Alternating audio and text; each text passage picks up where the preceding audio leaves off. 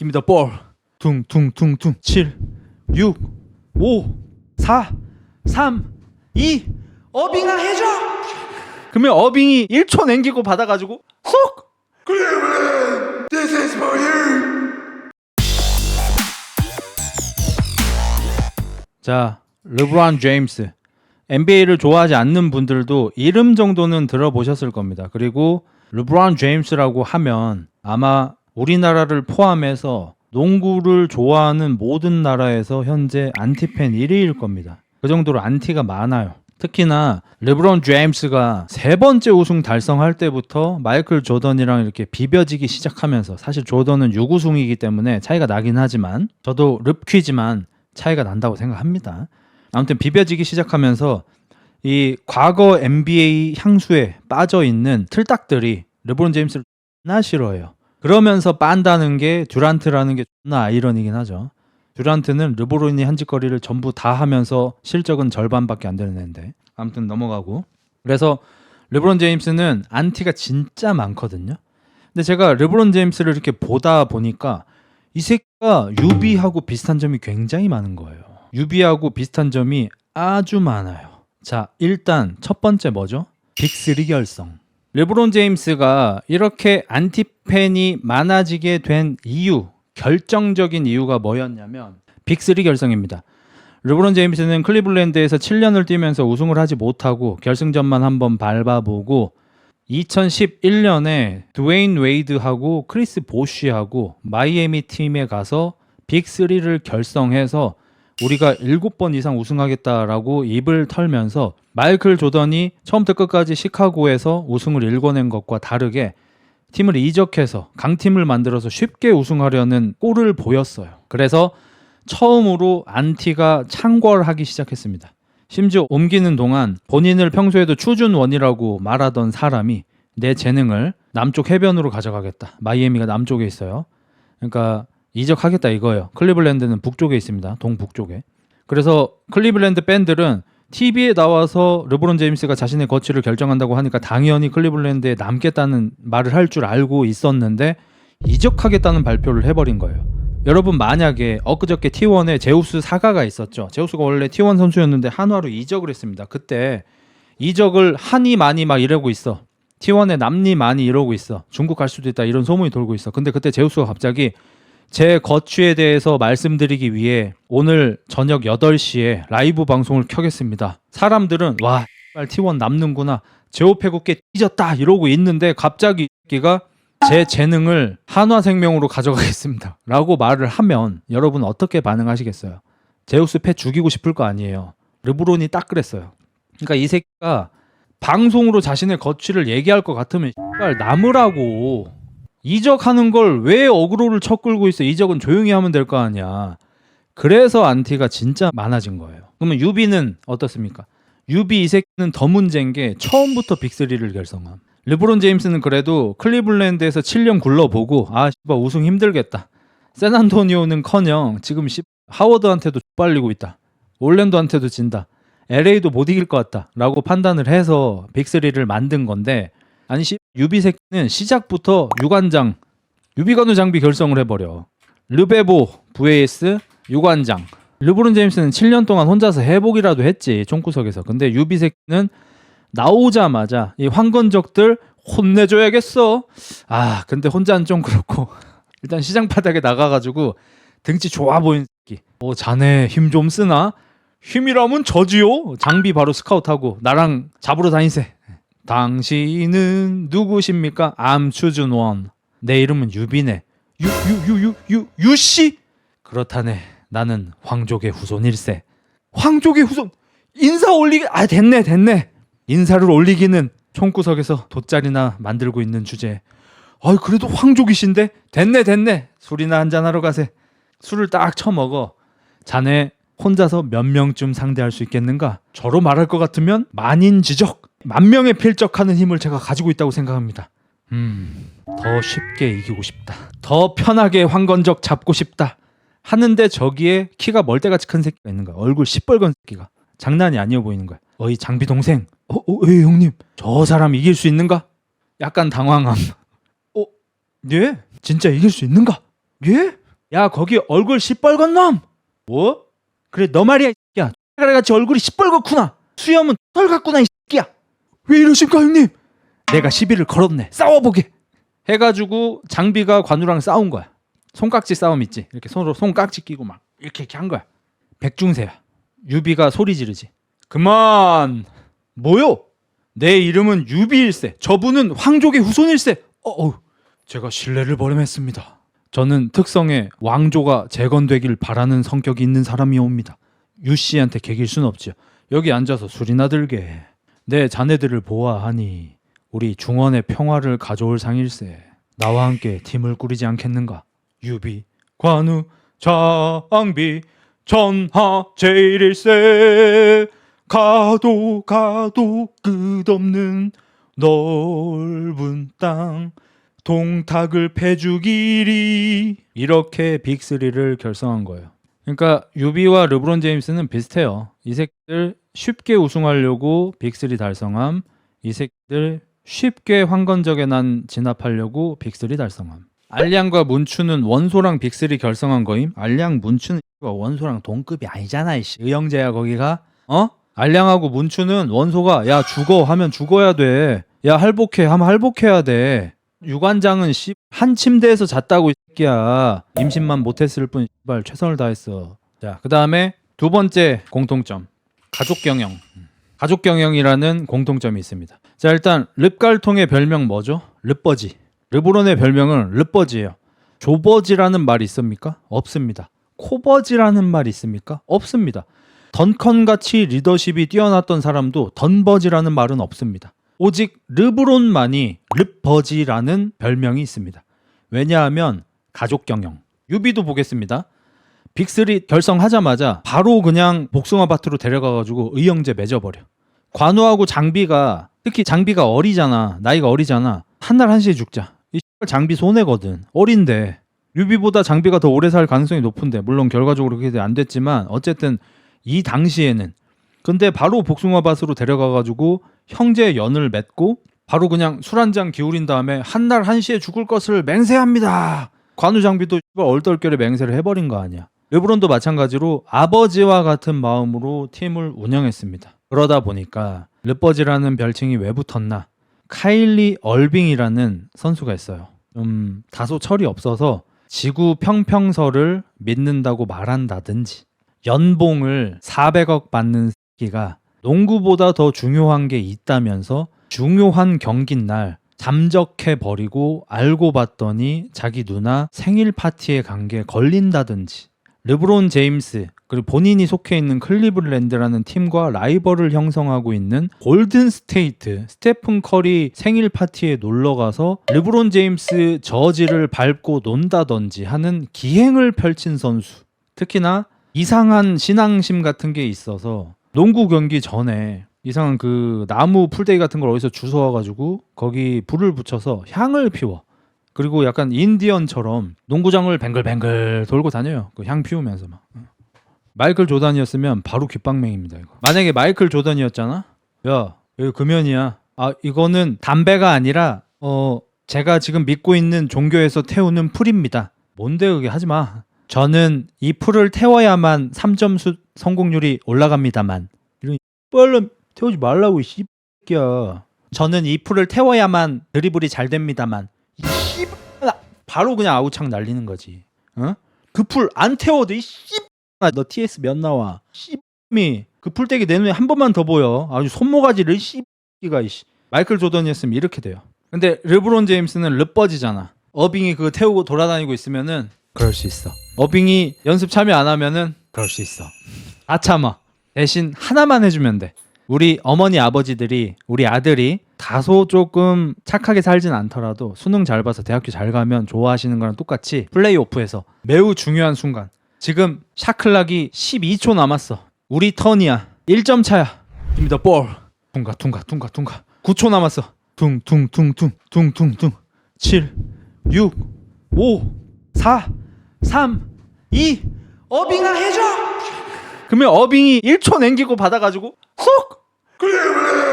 This is for you. 마치 우리네 어머니 아버지가 애 네가 뭔 짓을 하든 수능만 잘 봐서 대학만 잘 가면 되듯이 르버지도 마찬가지. 평소에 아무리 개 짓거리를 해도 내 릅탄을 받아서 클러치 타임 때 골만 넣으면 상관없다 이거야.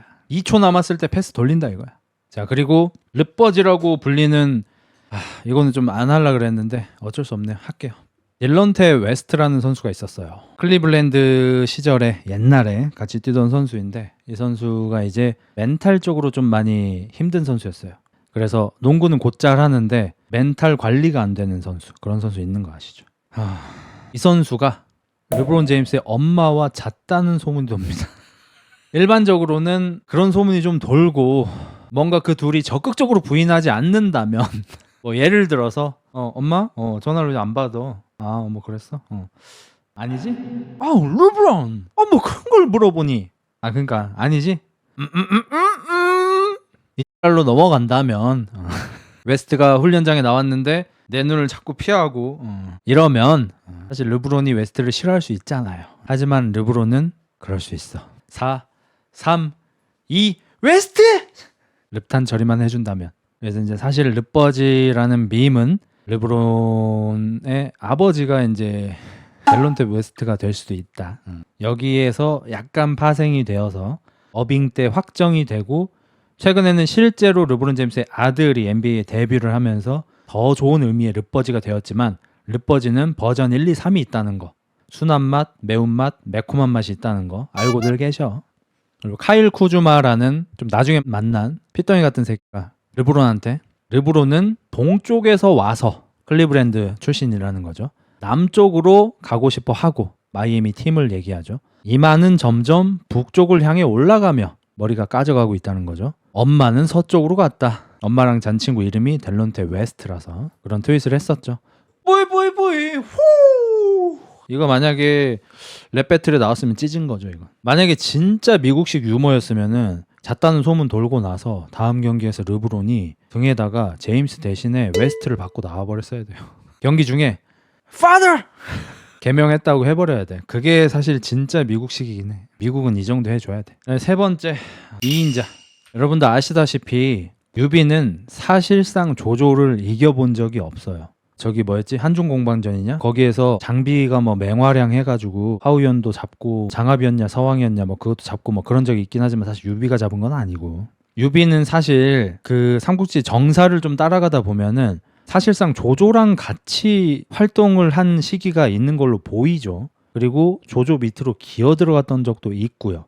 그리고 본인이 리더가 된 이후에 서주 쪽에서 자리를 잡았을 때도 조조한테 개 털렸다든지 나중에 유표 쪽으로 가서도 뭐 개 털렸다든지 등등등 해가지고 조조한테 일단 좀 잡힌 게 많죠. 르브론 제임스도 마찬가지로 일단 커리어 초반에는 샌안토니오한테 좀 처먹혔었고 이제 그 다음에는 골든 스테이트한테 처먹혔었고 뭐 이런 것들이 있죠. 그래서 좀 2인자 이미지가 강해요. 거기에다 이제 마이클 조던하고 조조하고도 또 좀 비슷한 게 좀 많이 있거든요. 예를 들어서 마이클 조던도 그렇고 조조도 그렇고 약간 패왕적인 기질이 있다든지, 조던이 아버지가 돌아가신 충격 때문에 야구를 하러 갔단 말이에요.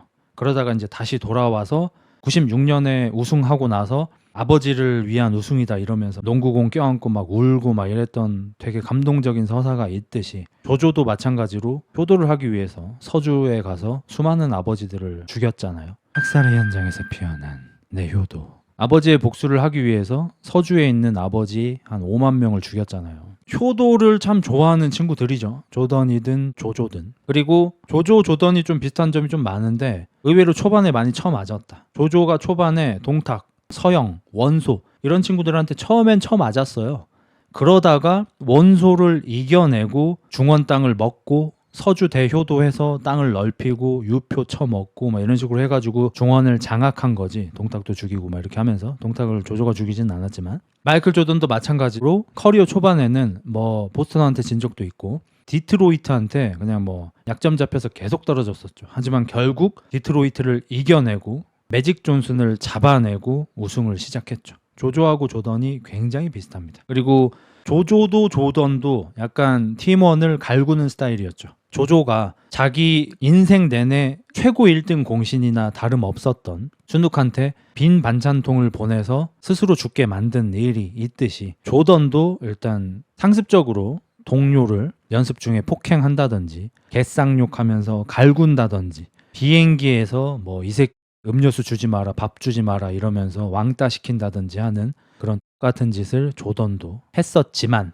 조조도 조던도 워낙에 이룬 성과가 높다 보니까 거기에 묻히는 거지 사실상 인성은 둘 다 쓰레기가 맞아요. 그리고 조조가 아버지의 친구분이 조조를 돕기 위해서 위험을 무릅쓰고 조조를 도왔지만 자기를 죽이려고 하는 줄 오해해서 아버지 친구 일가족을 전부 학살한 다음에 그때 같이 있던 친구가 누구지? 아무튼 그 친구가 놀래가지고 조조님 이건 너무한 거 아닙니까? 라고 하니까 조조가 내가 세상을 배신할 수 있어도 세상이 날 배신할 순 없다 이런 희대의 개소리를 남겼잖아요. 진궁이네요. 진궁이 놀랬잖아. 물론 이게 삼국지 연의에 나오는 내용이고 정사에는 없는 내용이긴 하지만 조조가 그런 식으로 살아온 건 맞죠. 그런 식으로 살아왔기 때문에 여백사 썰을 가짜로 넣어도 사람들이 고개를 끄덕이는 거지. 만약에 유비한테 여백사 스토리를 구라로 넣었으면 사람들이 에이 말도 안 돼 라고 했겠죠. 그게 조조의 인생이니까. 조던도 마찬가지로 동료를 패고 왕따시키고 해놓고 나중에 다큐멘터리 찍을 때 한다는 소리가 내가 동료들한테 가혹했던 건 사실이다. 그치만 나는 내가 하는 것만 시켰다. 내가 체력 훈련을 개빡세게 하니까 동료들한테 그렇게 시킨 거고 내가 개인 훈련을 빡세게 하니까 동료들한테 그렇게 시킨 거고 내가 이기기 위해서 최선을 다 하니까 동료들한테 그런 걸 원했던 거다 라고 말하니까 조던을 좋아하는 틀딱들은 맞지 라고 하는 거죠. 둘 다 인성 쓰레기인 건 똑같아요. 이유를 갖다 붙여봤자. 그리고 마이클 조던한테 스카티 피펜이라는 최고의 파트너가 있었듯이 조조한테도 순욱이 있었고 조조가 순욱을 죽게 만들었듯이 마이클 조던도 피펜을 버렸죠. 피펜과 함께 6번의 우승을 함께 했음에도 불구하고 피펜이 투자 실패로 자금적인 어려움에 처해져 나이키 덕분에 1조 이상의 자산을 가지고 있는 조던한테 전화했습니다. 조던이 형, 뭐 다름이 아니고요. 저 돈 좀 빌려주실 수 있나요? 얼마? 예, 저 한 2억 정도만 빌려주실 수 있을까요? 1조 있으시잖아요. 2억? 뭐 큰 돈 아니긴 하지. 근데 있잖아, 옛말에 그런 말이 있어. 물고기를 주지 말고 낚시하는 방법을 알려주라. 내가 너한테 2억을 주면 있잖아, 너는 다른 사람의 도움으로 살아남을 수 있다는 생각으로 열심히 안 살게 돼. 뭔지 알지? 그래서 나는 너한테 2억을 안 빌려줄 거야. 형, 저 그런 사람 아니에요. 저 진짜 열심히 살 건데 지금 당장 막막해서 그래요. 금방 갚을게요, 형. 피펜아, 힘들 것 같아. 나 지금 골프 치러 가야 되니까 다음에 보자. 응? 너도 골프 배워라. 야, 골프 좋다. 야. 피펜은 돈을 안 빌려줬죠. 그리고 스카티 피펜이 최근에 스포츠 예능에 나와서 한 말이 있죠. 자기는 마이클 조던과 사적으로 식사를 단 한 번도 해본 적 없다. 골프도 함께 친 적 단 한 번도 없다. 밖에서 따로 만나서 좋은 시간을 보낸 적이 단 한 번도 없고 오직 같이 농구만 했다. 이건 사실은 아닙니다. 사실은 아니에요. 근데 피펜이 얘기하는 건 아마도 어느 시점 이후를 얘기하는 것 같아요. 선수 생활 동안에는 친하게 지냈겠죠. 어떻게 밥을 안 먹겠습니까? 말도 안 되는 소리죠. 근데 아마 어느 시점 이후로 둘의 사이가 좀 멀어지고 나서 단 한 번도 관계를 가져본 적이 없다는 걸 좀 얘기하고 싶었던 것 같아요. 마이클 조던은 실제로 뭐 사실 누가 봐도 소시오패스죠. B형 인격 장애. 하지만 소시오패스들이 성공을 많이 하는 것도 사실이고 마이클 조던은 그런 면에서 굉장히 가혹하고요. 도박이랑 승부에 중독된 사람이고 자신도 그런 쪽에 좀 정신적 문제가 있음을 인정했을 정도이고 바람도 피고 동료도 폭행하고 인성적으로 좋은 사람은 아닙니다. 그래서 조던과 조조가 이런 면에서도 좀 비슷하죠.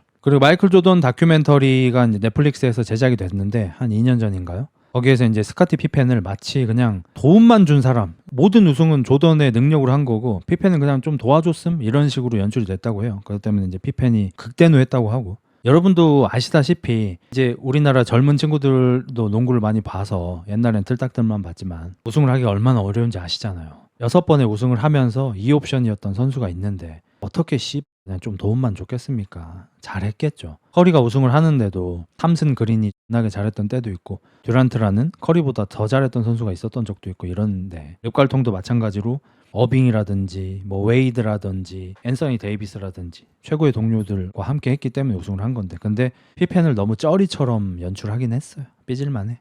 어쨌든 유비가 그런 조조한테 밀려서 2인자 이미지가 있듯이 르브론 제임스도 사실 마이클 조던 때문에 2인자 이미지가 너무 강하죠. 지금 현역 선수들 중에서는 르브론 제임스하고 커리어를 맞댈 수 있는 선수가 사실 없습니다.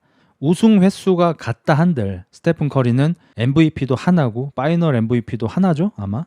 하나냐 두 개냐? 하나일 거예요. 반면에 르브론 제임스는 MVP도 4개, 파임도 4개이기 때문에, 그리고 둘의 누적이라든지 평균 스탯 라인이라든지 체급 차이가 좀 나죠. 아, 커리 CM 2개야? 쏘리. 그래서 르브론 제임스는 조던한테 밀려서 만년 2인자 신세이고, 2인자도 잘하는 거긴 하지만 유비도 아무리 우리가 아는 삼국지에서 주인공이라 한들 모든 업적에서 조조한테 밀리죠. 대부분의 능력에서 조조한테 밀리고. 스카티 피펜이 사실 수비력이 조던 이상이라고 봐야죠. 최소 동급. 피펜을 공수겸장이라고 보기 좀 애매한 경계선에 있다고 생각합니다. 수비는 일단 완전 1티어고요. 근데 공격이 살짝 애매하긴 해요.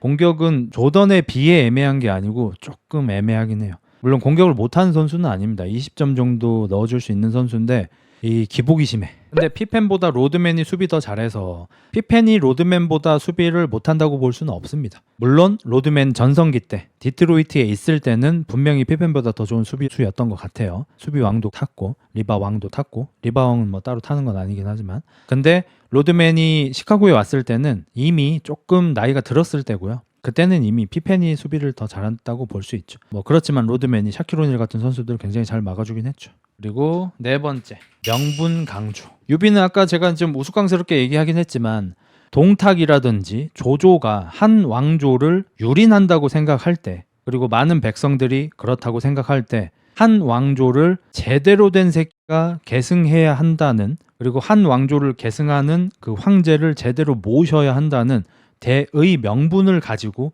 항상 조조 등한테 밀리는 병력을 가졌지만 꿀리지 않고 열심히 싸워 나갔죠. 르브론 제임스도 마찬가지로 BLM 운동 등을 지지하면서 흑인의 인권 운동을 한다든지, 그러다가 어느 아나운서가 르브론 제임스 Shut up the dribble, 닥치고 드리블이나 해, 운동이나 해라 이 새끼야, 빡대가리 새끼야, 이런 조롱도 당했었지만 굴하지 않고 열심히 이 사회적인 문제에 대해서 목소리를 내고 있죠. 그리고 자신이 이렇게 열심히 운동을 하고 우승을 하려고 노력하는 것에 대해서 굉장히 이 개인의 목표 이상의 의미 부여를 하면서 자기가 흑인들을 대표하는 사람인 것처럼 행동하고 있고, 그래서 많은 사람들이 르브론 제임스가 은퇴하고 나면은 얘는 농구 감독이나 코치 같은 게 되고 싶은 게 아니라 정치를 하고 싶은 게 아닌가 하는 생각을 하고 있죠. 그리고 유비 같은 경우는 관우 장비가 죽고 나서 실수로 오나라하고 전쟁을 크게 하다가 많이 말아먹는다든지 뭐 이런 일들을 했듯이, 르브론 제임스는 J.R. 스미스가 이제 역주행을 펼쳐가지고 승질나서 칠판 같은 데를 손으로 치다가 손뼈에 금이 가가지고 찌릿찌릿 이제 대떡 나기도 했고 뭐 그런 일들이 있는데, J.R. 스미스 사건이라고 하면은 1, 2점쯤 지고 있었나 그랬을 거예요. 그때 조지 힐이라는 선수가 자유투를 얻어냈고요. 조지 힐이 자유투를 못 넣었어요. 1점 차로 지고 있을 겁니다. 그래서 1점 지고 있고, 근데 그때 마침 J.R. 스미스가 원래 공격 리바운드를 잘 따는 선수가 아닌데 운이 좋게 공리를 땄어요. 1점 지고 있으니까 시간은 대충 한 4, 5초쯤 남았고 슛 쏘면 되잖아요. 이길 확률이 높죠. 버저비터 넣을 수도 있고. 그래서 J.R. 스미스가 공격 리바운드를 잡았을 때 르브론 제임스가 탑에서 공 달라고 이렇게 손을 올리고 있었습니다. Give me the ball! 이번엔 내가 쏠게. 르브탄 안 돌려. 역사에 남을 순간이야. 내가 할래. 이렇게 하고 있는데 J.R. 스미스가 갑자기 반대 방향으로 뛰기 시작합니다. 르브론 제임스가 공 줘! 안 주고 J.R. 스미스가 계속 반대로 뛰기 시작합니다. 자기 골대 쪽으로. 그러다가 경기가 끝났고요. 르브론 제임스가 소리를 존나 지릅니다. 야, 이 빨려나 패스 왜 안 해? J.R. 스미스가 전광판을 보더니 이기고 있는 줄. 그래서 졌어요. 그때 아마 첫 경기에 르브론 제임스가 40몇 점 넣었었죠. 역대급 활약했었거든요. 40몇 점 넣고 트리플 더블 했던가 뭐 그랬을 거예요. 우승을 못하더라도 1차전이라도 이겼으면 역대급 퍼포먼스로 꼽혔을 텐데 망했죠. 아, 동점 됐구나. 동점돼서 연장 가서 졌습니다. 1점 차였고 조지 힐이 자유투 2개 다 넣었으면 이기는 건데 두 번째 걸 놓쳤고 동점됐고 JR이 공리 잡았고 역주행을 해가지고 슛을 못 쏘고 동점으로 끝나서 연장전 준비하다가 르브론 제임스가 화나서 칠판 손바닥으로 치다가 손에 금 가가지고 져버렸죠. 그리고 좀 안타까운 거 뭐냐면 예를 들어서 유비가 제일 좋았던 시기가 적벽대전 끝나고 나서 지역 이름이 뭐냐 원래 오나라한테 주기로 했던 땅인데 형주를 관우를 시켜서 먹어버렸잖아요. 그래서 서촉에다가 자리를 잡고 형주를 먹어서 상당히 지배 세력이 커졌던 때가 있죠. 근데 그때 미방이었나 막 그런 새끼들이 뭐 원군 안 보내주고 막 이렇게 해서 뭐 관우도 약간 과용을 부리고 이래가지고 관우가 거기서 죽어버렸단 말이야. 그리고 관우의 복수를 한다면서 장비가 술 처먹고 부하들 두드려 패다가 부하들한테 이제 자고 있을 때 칼 맞아 죽어버리고. 마찬가지로 르브론 제임스도 클리블랜드에서 우승을 한 번 더 할 수 있었던 기회가 있었는데 빅3였던 카일리 어빙은 무릎 부상을 당하고 케빈 러브는 어깨 탈구가 와가지고 정작 결승에 갔더니 2차전부터 르브론 제임스 혼자 빅3를 결성하긴 했는데 결국 혼자 남아버렸죠. 그 뒤에도 카와이 레너드 영입, 폴 조지 영입 뭐 이런 거 좀 이렇게 알아보다가 팀원 구성에 좀 실패해가지고 클리블랜드 마지막 시즌에는 정말 말도 안 되는 멤버를 데리고 결승전까지 올려놓고 그 올린 것도 대단한데 결국에는 골든스테이트한테 떡 발렸다고 조롱이나 당하고 사실 그건 조롱당할 일이 아니죠. 조롱은 2011년에 댈러스한테 진 거 이런 걸 조롱당해야 되는 거고 2018년이냐 7년이냐 그때 결승 올라간 거는 진짜 대단한 거죠. 그 멤버로. 그리고 뭐 잔잔바리로 비슷한 거면은 둘 다 추준 원 위에 나왔던 말이긴 한데 유비는 시골에서 돗자리 같은 걸 이렇게 펴고 이랬어. 근데 물론 가난하지 않았습니다. 연희에서는 가난한 것처럼 표현했지만 실제로 가난한 적 없고요. 아빠랑 할아버지랑 둘 다 이제 관리 지냈고 해서 잘 먹고 잘 살았습니다. 취미가 말 모으기 뭐 이런 거였으니까. 뭐 어쨌든 총구석에 있어가지고 황실의 후손이라고 한들 뭐 아무것도 없었거든요. 하지만 항상 자신이 황실의 후손임을 어필하고 다니면서 사람들을 불러 모았죠. 그리고 매력이 있으니까 모인 거고. 르브론 제임스는 항상 자기를 등짝에다가 추준 원이라고 문신까지 새겼어요. 매트릭스 영화에 나오는 거죠. 네오가 추준 원이잖아요. 선택된 자. 자기를 항상 선택된 자라고 부르면서 자기 별명을 자기 스스로 킹 제임스라고 붙였죠. 자기 스스로 자기를 왕이라고 부른 사람은 아마 르브론밖에 없을 거예요. 운동선수 중에서. 남이 붙여주지 자기가 붙이진 않거든요. 그 정도로 좀 에고가 강하고 자존감이 강한 그런 선수들이죠. 유비도 그렇고. 지금으로 치면은 유비가 말 모은 게 슈퍼카 수집이랑 똑같은 겁니다. 왜 릅갈통인가요? 릅갈통. 어려운 질문이네요. 릅갈통 어원. 어원은 르브론 플러스 제갈량 플러스 방통이라는 뜻이라고 하네요. 나도 몰랐네. 그냥 갈통 때문에 갈통인 줄 알았는데. 르블론의 BQ는 제갈량과 방통급이라고 해서 릅갈통이라고 합니다. 근데 이제 조롱으로 쓰이고 있긴 한데 실제로 르브론 제임스가 이제 본인의 BQ가 높다라고 스스로 얘기한 적도 있고 형상 기억 능력인가? 이렇게 사진처럼 기억하는 능력을 완벽하진 않지만 어느 정도 갖고 있다고 하죠. 그래서 다른 팀의 작전까지 뭐 거의 다 외우고 있어서 1화로는 상대팀에 신인 선수가 한 명이 있었는데 포인트 가드가 3, 1 뭐 이런 식으로 지시를 했는데 그 신인 선수가 무슨 작전인지 아직 못 외워가지고 어리버리타고 있는데 마크맨이었던 르브론 제임스가 너 저기 사이드에 가서 3점 대기하고 있으면 돼 라고 해가지고 걔가 빨리 3점 가서 이제 대기를 했단 상대팀 전술까지 다 외우고 있는 뭐 그런 거 등등 해가지고 르브론 제임스가 확실히 다리가 좋긴 해요. 르브론보다 BQ가 뛰어나다고 느껴지는 선수는 사실 요키치 정도? 현역 선수 중에는 말고는 잘 없지 않나? 요키치나 뭐 크리스 폴 정도? 이 두 명 정도는 더 뛰어나도 볼 수 있겠네요. 현역 중에. 역대로 치면은 뭐 매직이나 이런 선수들이 있겠죠. 나도 통수 쳐서 룩갈통인 줄 알았어. 참고로 카와이 레너드는 이제 개장수라는 별명이 있는데 르브론 제임스가 카와이 레너드만 만나면 개장수 만난 개 마냥 오줌 질질 싼다고 해서 개장수라는 별명이 붙었고 저는 이제 카와이 레너드가 올려치기 되는 거는 사실 조금 별로 안 좋아 보이긴 합니다. 왜냐면 카와이 레너드는 자기 힘으로 한 시즌을 전체를 건강하게 치른 적이 거의 없는 선수예요. 가장 젊고 쌩쌩하던 시절조차도 샌안토니오에서 출전 시간 제한을 받았던 선수고 근데 르브론 제임스가 가끔 한 번씩 로드 어쩌고 저쩌고 해가지고 원정 경기 한 번씩 쉰 때가 있어요. 나이도 들고 하니까. 그러면 이제 조던 빠돌이들이 마이클 조던은 나는 82경기 중에 한 경기일 수 있지만 오늘 보러 오는 빼는 평생 한 경기일 수 있기 때문에 나는 최대한 다 뛰려고 한다라는 말을 인용해서 르브론 제임스를 똑같이 까지만 그런 조던 빠들이 르브론 제임스를 견제하기 위해서 빠는 카와이 레너드는 일평생 관리를 받으면서 뛰고 있고 맨날 쉬고 있거든. 이런 게 좀 똑같긴 해요, 사실. 그러니까 이게 다 이제 마이클 조던 때문이죠.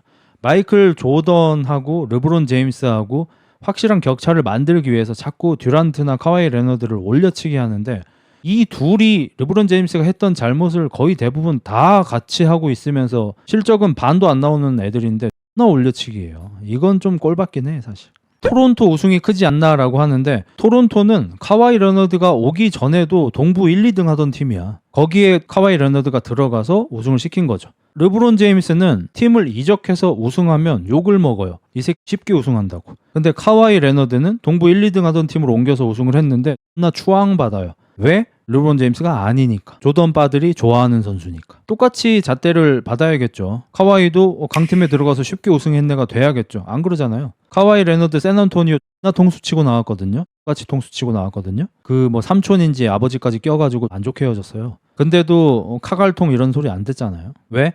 마이클 조던 좋아하는 사람들이 좋아하는 선수니까. 릅상용섬 개웃김 이러잖아요. 그 당시에 릅상용섬 한창 나올 때 르브론 팬들이 이제 자료 찾아서 올린 적이 있죠. 불리지 않은 트래블링 숫자 해가지고 르브론 제임스도 탑5에 들어가긴 했어. 근데 르브론보다 트래블링 더 많이 하고 안 불린 횟수 더 많은 사람 카와이 레너드하고 폴 조지. 릅 깔려고 빠는 카와이나 폴 조지가 르브론 제임스보다 불리지 않은 트래블링 숫자 더 많습니다. 근데 이런 것들은 이제 얘기 안 하죠. 보통 릅갈통 깔 때. 사실 마이클 조던도 왼발 축 돌파할 때 축발 자꾸 떼는 그런 버릇 있고 하거든요. 사실 슈퍼스타들이니까 좀 봐주는 거고. 앨런 아이버슨 같은 경우에는 캐링을 좀 하죠. 예. 그런 건 이제 슈퍼스타로 좀 봐주고 그런 거 뭐 원래 있는 건데. 유비도 밑에 사람들이 다 하고 명성은 높아짐. 르브론은 능력 있음. 유비도 능력이 있습니다. 7. 평가보다 능력자. 르브론 제임스는 실제로 농구를 잘해요. 제가 뭐 르키라서 그런 것도 있겠지만 이 새끼 마이애미 때 제가 이제 그때 한창 농구를 보고 그때는 프롬 말고 정규 시즌 경기도 이제 챙겨보고 이럴 때인데 이 새끼 확실히 농구 잘합니다. 수비도 그때는 진짜 잘했고 수비를 잘한다는 게 느껴지는 게 일단 르브론 제임스를 상대하는 선수들이 공격을 자꾸 꺼려해요. 그리고 워낙 자기 신체 능력에 자신이 있으니까 마크맨보다 항상 한 발 떨어져 있어. 일반적인 마크 거리보다 보통 한 2발 정도 거리에서 막는다고 치면 르브론은 항상 3발 정도 거리에서 막았어요. 자기가 그걸 커버를 할 수 있는 신체 능력이 있으니까. 그렇기 때문에 자꾸 이제 도움 수비를 갈 듯 말 듯 하는 그런 애매한 경계에 서 있으니까 상대 팀적으로도 좀 어려워했었고 패싱 레인을 차단해서 속공 덩크하는 거는 뭐 역대 1인자라고 봐도 되고 그때 웨이드하고 르브론 제임스 속공 진짜 볼맛이 있었죠. 그리고 공격도 정말 잘했고 효율도 높았고 패스 잘하지 슛도 곧잘 쏘지 돌파는 뭐 역대급이지 뭐 이러니까 진짜 잘했어요. 하지만 세간의 평가는 농구력이 떨어진다는 평가를 좀 받죠. 물론 안티 때문이긴 하지만. 그리고 공격 스킬이 없다 이런 얘기를 듣는데 아니 NBA가 어떤 무대인데 공격 스킬 없는 새끼가 4만 점을 어떻게 넣어? 말이 되는 소리를 쳐야지. 여러분 NBA가 82경기잖아요. 80경기를 출장한다고 치고 30점을 넣어도 한 시즌에 2,400점이에요. 4만 점을 쳐 넣으려면 형득 30점씩 80경기씩 뛰면서 15시즌 동안 쳐해야 되는 거예요. 근데 그걸 해낸 새끼한테 공격 스킬이 없다는 건 뭔 소리냐고. 뭐 한 경기에 자유투를 뭐 한 30개씩 쏘냐고. 말이 안 되는 소리긴 하죠. 그만큼 유비도 마찬가지입니다. 유비가 의외로 삼국지 연의라는 소설에서 실제 역사보다 저평가받은 억울한 장수 탑5에 들어간다고 봐야 합니다. 사실 그 유비 패왕설 같은 것도 있잖아요. 관우장비가 그 정도로 대단한 인물들이었는데 유비가 어떻게 그렇게 처음 만나자마자 바로 동생으로 부렸는가. 관우는 심지어 유비보다 나이도 많아요. 그리고 관우가 100% 나르시스트거든요. 관우는 정상인 아니야. 나르시스트야. 근데도 유비 보자마자 바로 아우로 기어 들어갔잖아. 그런 거 보면 이제 유비 패왕설이 조금 있는데 뭐 물론 이제 황족의 후손 뭐 이런 게 컸겠지만 유비가 실제로는 황건당 잡을 때도 자기가 전투 지휘하면서 때려잡았고요. 삼국지 초반에 본인도 지휘 능력에 자신이 있기 때문에 관우나 장비를 어디 보내가지고 뭐 수비를 맡긴다든지 어디 거점을 지키고 있으라고 시키고 본인이 전투 지휘를 하러 나갔던 사람이에요. 그랬기 때문에 조조가 유비가 개밥이던 시절에 자기 밑에 거의 뭐 식객처럼 들어와 있을 때 같이 가마도 타고 다니면서 밥 먹으면서 지금 진짜 영웅은 나하고 너밖에 없다. 원소 영웅 아니야 그 새끼. 뭐 공손찬 원소 손책 그 새끼들 영웅 아니야. 원술 까라 그래 발. 영웅 니랑 나밖에 없다. 이 얘기를 조조가 괜히 한 게 아니고 조조가 일선에서 병사들을 지휘하는 지휘관 겸 군주였잖아요. 그리고 장수들을 이끌 수 있는 리더십도 있고 매력도 있는 사람이고 국민들의 백성들의 지지도 받는 그런 사람이잖아요. 물론 조조는 힘으로 받은 거지만 그게 조조보다 조금 약할 뿐 이 모든 게 다 된 게 유비 한 명밖에 없어요. 원소 또 안 돼. 그 동탁 토벌전 할 때도 씨발 나가서 한 번도 안 싸운 새끼야 그게. 조조만 나가서 싸웠어요. 송견만 나가서 싸우고 서영한테 다 개털리고 이럴 때 원소 씨발 코빼기도 보인 적이 없어. 그냥 대장이라고 그냥 의자에 앉아서 술만 처먹었지. 원술도 뒤에서 보급이나 처했지. 안 돼 그 새끼들. 원소 씨발 저기 뭐냐 손찬이 잡은 것도 그 밑에 장수들이 잘하고 책사들이 잘한 거지. 그리고 공손찬이 크게 한 번 지고 나서 갑자기 삐져가지고 성에 틀어박혀서 히키코모리 해가지고 이긴 거지. 실제로 조조처럼 전투 지휘되고 리더십 있고 매력 있고 인덕은 좀 그렇고 이런 게 모두 다 가능했던 육각형 군주는 유비 조조 2명밖에 없어요. 명분 챙기다가 망한 케이스라고 하는데 사실과 다르죠. 오히려 명분을 챙겼기 때문에 그까지 간 거죠. 그러니까 요거는 임용환 박사님께서 조금 조심스럽게 하는 말씀이긴 한데 유비가 이게 백성들이 자기를 따라오는데 좀 조조군한테 잡히면은 뒤질 건데도 백성들을 포기하지 않고 같이 가다가 힘들었고 막 그래서 뭐 장판파에서 장비가 소리 지르고 막 연랄이 났잖아요. 근데 그런 것들에 대한 평가를 보면 유비는 그걸 하지 않으면 안 되긴 해요. 뭐 물론 우리가 유비의 마음으로 들어갈 수가 없으니까 유비가 진심으로 백성을 아껴서 그 짓거리를 했는지 아니면 그걸 해야만 하는 입장이니까 했는지 어거지로 했는지 우리가 알 수는 없어요. 그리고 일반적으로는 전자로 생각하지만 어쨌든 억지로 하진 않았더라도 그걸 해야 하는 상황이긴 했어요. 왜냐하면 유비가 조조한테 상대적으로 우위를 가질 수 있는 유일한 게 명분밖에 없고 백성들의 지지밖에 없어요. 조조가 서주를 먹기 위해서 어쩔 수 없이 전부 다 패 죽이는 방법을 선택해서 막 남녀노소 다 창으로 찔러 죽이면서 서주를 먹었잖아. 그래서 명분을 잃었단 말이야. 신뢰를 잃었단 말이야. 나쁜 인간이 되어버렸단 말이야. 그런 조조랑 대항하기 위해서 유비는 부족한 병력과 부족한 인재들을 가지고 백성들의 지지, 명분을 끝까지 끌고 가야 했기 때문에 백성을 지킬 수밖에 없는 상황이긴 했죠. 전략적으로 당연히 명분이 있었죠. 그리고 통수 8번 통수를 넣어야 합니다. 자, 르브론부터 가볍게 볼게요. 르브론 제임스 클리블랜드 통수 치고 마이애미 갔죠.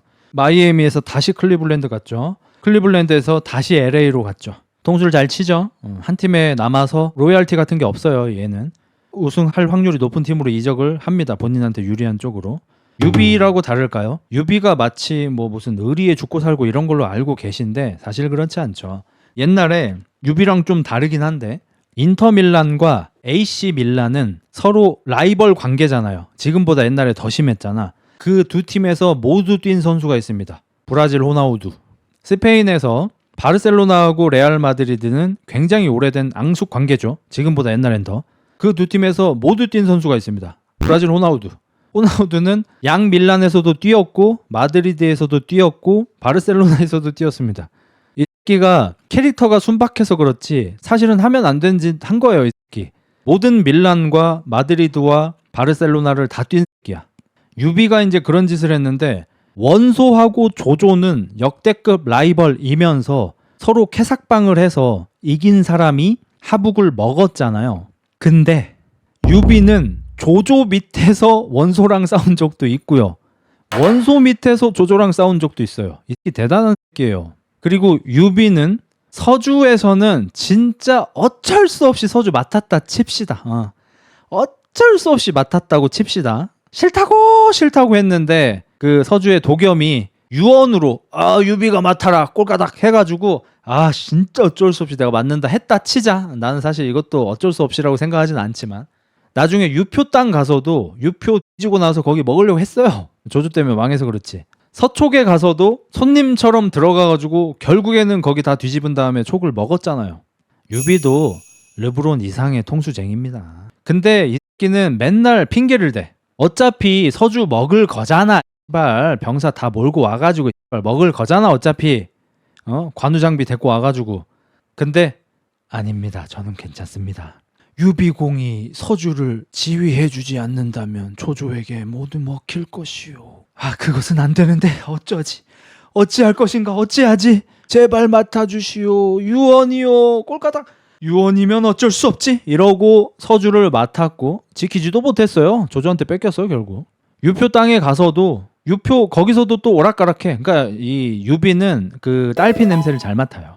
릅갈통이 우승 냄새를 잘 맡잖아. 어빙이 영킹이야. 아 이 새끼 잘할 것 같은데 싶으니까 클리블랜드로 돌아가서 우승해버렸잖아. LA 갈 때도 앤서니 데이비스 이 새끼가 지금 평가 절하 같아. 이 새끼 나 잘 치는 것 같은데 해서 앤서니 데이비스랑 합쳐가지고도 우승 먹었잖아.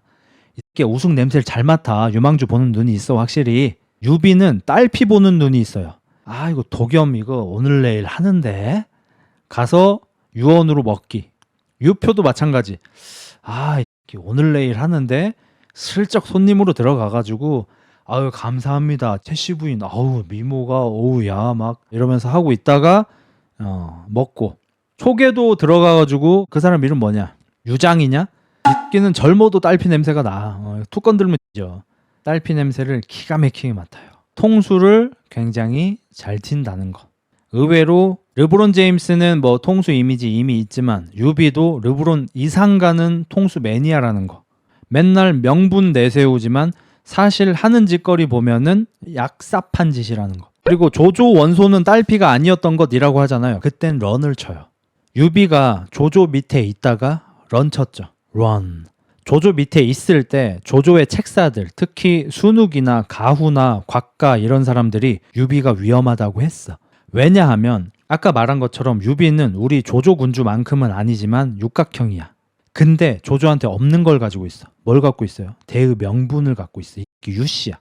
이 새끼는 어쩌면 황제가 될 수도 있는 그런 조건을 가진 사람이에요.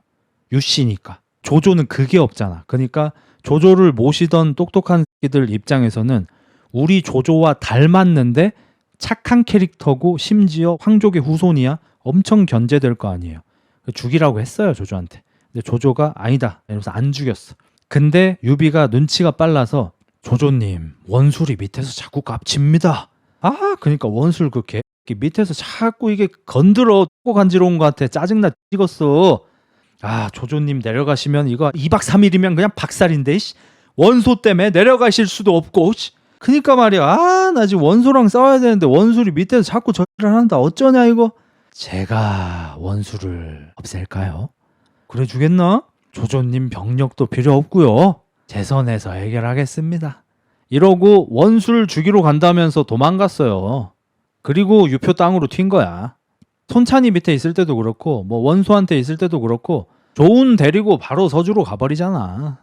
아 이거 보니까 조조랑 쌈날 것 같은데 이거. 아 조조 X발 소화 안 되는데 X됐네. 나랑 상성 잡혔다고. 아 내가 페이커긴 한데 초비라고. 아 짜증나네. 중요할 땐 내가 이길 수 있겠지만 지금 좀 그런데 정규 시즌인데.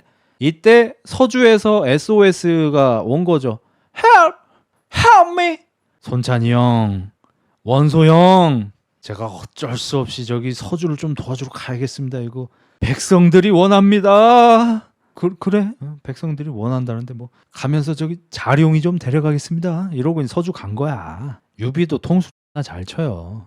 유비 실제로 잘생겼어요. 어떻게 그 어린 손책 딸이 반함. 그러니까 이게 이미지 메이킹이 정말 잘 된 거야. 르브론 제임스도 나중에 NBA 연희가 나와야 돼요.